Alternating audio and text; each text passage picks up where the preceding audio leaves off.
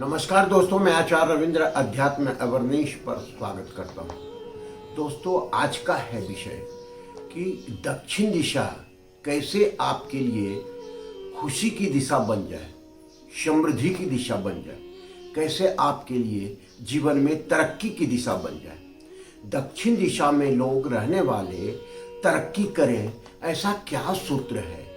दक्षिण दिशा में रहने वाले लोग हर हमेशा खुशहाल रहें, ऐसा क्या सूत्र है? कुछ ऐसी इंपॉर्टेंट चीज है जिसको समझना आवश्यक है।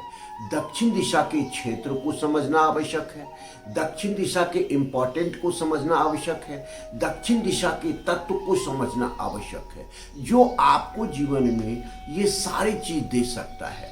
दक्षिण दिशा है क्या? दक्षिण दिशा, जिसे हम जानते हैं कि ऐसे देवता का दिशा है जो नेगेटिव एनर्जी को डेवलप करता है, और ये है यम का दिशा। इनके ग्रह हैं जो मंगल ग्रह है, दक्षिण दिशा की बात कर रहे हैं। इनके ग्रह हैं शुक्र ग्रह है, इनके ग्रह हैं राहु ग्रह है। जो आपको दक्षिण का पूरा दीवाल आ रहा है, दक्षिण का पूरा क्षेत्र आ रहा है, इनके ये तीन ग्रह रोलेट करते हैं, इनको चलाते हैं, इन पर अधिपत्य राज करते हैं। इसी को आपके जीवन में व्यवस्थित करना आवश्यक है, और इसके लिए आपको सबसे जरूरी है कि दक्षिण दिशा के क्षेत्र को पहले समझें। दक्षिण दिशा का क्षेत्र है क्या? दक्षिण दिशा का क्षेत्र आपको 135 डिग्री से लेकर के 225 डिग्री के बीच है। इस क्षेत्र में कभी भी कुछ ऐसी गलतियां नहीं करें जिसके चलते आपके जीवन में खुशहाली चली जाती है, आपकी समृद्धि चली जाती है। तो ये क्या चीज है? दक्षिण दिशा जो है यह अग्नि तत्व से प्रभावित है। अग्नि तत्व का मतलब है कि अग्नि हर हमेशा आपके जीवन में ऊर्जा देता है, एनर्जी देता है, साहस देता है, और तरक्की का द्वार खोलता है, नेम प्रेम देता है। तो अग्नि में आप कभी भी इनकी जो एनिमी तत्व है, जल तत्व है, इसे नहीं ले जाएं किसी भी रूप में। जल तत्व इनके दुश्मन है। दुश्मन को घर में बैठाएंगे तो आपके घर का पूरा जो अधिकार है वह दुश्मन ले लेगा। कहा जाता है कि कोई ऐसा राजा जो कमजोर हो गया हो और अपने पड़ोसी राजा को बुला लिया हो और वो शक्तिशाली है, तो क्या करेगा?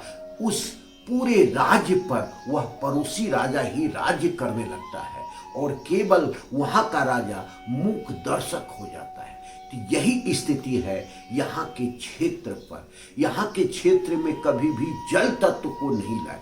वह कलर के रूप में, और जल का कलर जो होता है वह नीला होता है, ब्लैक होता है, या यहाँ कहीं आपने दर्पण लगा करके रखा है, तो निश्चित रूप से यहाँ की जो एनर्जी थी वह डाउन हो जाता है, यहाँ का राजा का प्रभाव खत्म हो जाता है। तो इसी चीज को समझना आवश्यक।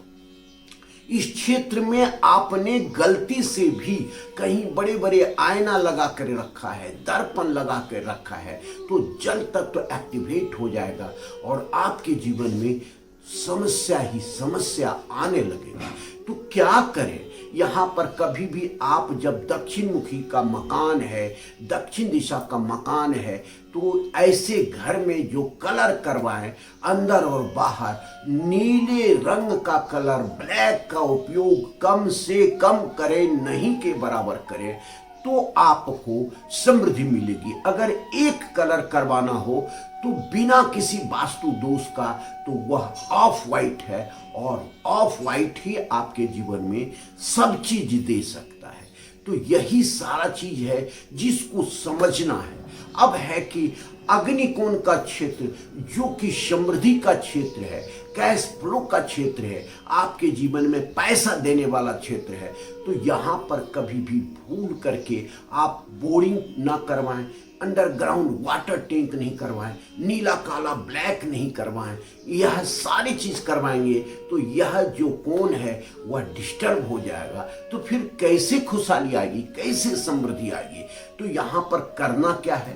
तो यहाँ पर आप कभी भी ऐसे तत्व को नहीं रखना है जो जल तत्व से रूलिंग होता हो, जल तत्व को एक्टिवेट करता हो, जल तत्व को एनहांस करता हो। तो यहाँ पर किचन रखें।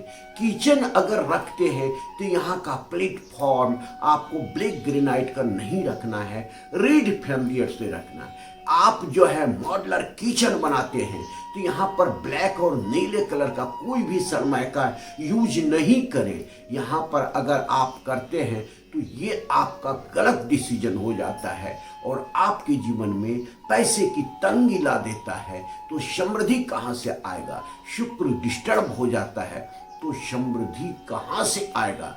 तो ये सारा चीज आपको ध्यान देना आवश्यक है। यहाँ हल्का पीला कर सकते हैं, यहाँ पर आप जो है पिंक कर सकते हैं, रेड फैमिलियर से कर सकते हैं, मैरून कर सकते हैं, ये सारी चीज कर सकते हैं। यहाँ पर ये क्षेत्र को बैलेंस रखना आवश्यक है।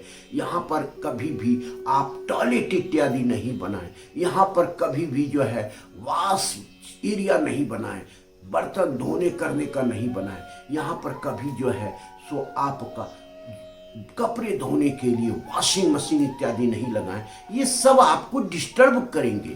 तो ये अगर कर लेते हैं और इतना कर लेते हैं जो आपको समृद्धि दे, तो इसी सूत्र को समझना है। यहाँ पर आप जो भी ब्लॉक लगाते हैं, ग्रेनाइट लगाते हैं, ये आपको रेड फैमिलियर से लगवाना है और जल तत्व से बचना है। सोफा कलर, कवर या पर्दे इत्यादि से भी, बेडशीट इत्यादि से भी ब्लैक, नीला इत्यादि से बचना है। अब आते हैं कि दक्षिण का पूरा क्षेत्र, ये भी रेड फैमिलियर से कलर कर सकते हैं। यहाँ पर भी अंडरग्राउंड वाटर टैंक, बोरिंग, गड्ढा, सेफ्टी टैंक नहीं करना है, ये वर्जित है। और यही चीज नैऋत्य के क्षेत्र में भी नहीं करना है। तो ये पूरे क्षेत्र को आपने समझ लिया और अपने जीवन में ला लिया, अपने घर में ला दिया, तो आपको समृद्धि मिलेगी। आपके जीवन में सब चीज अच्छा होगा, खुशहाली होगी, कामयाबी होगी। इसी सूत्र को समझना है, इसी तत्व को समझना है और जीवन में समृद्धि को प्राप्त करना है। धन्यवाद। फिर मिलते हैं अगले वीडियो। नमस्कार।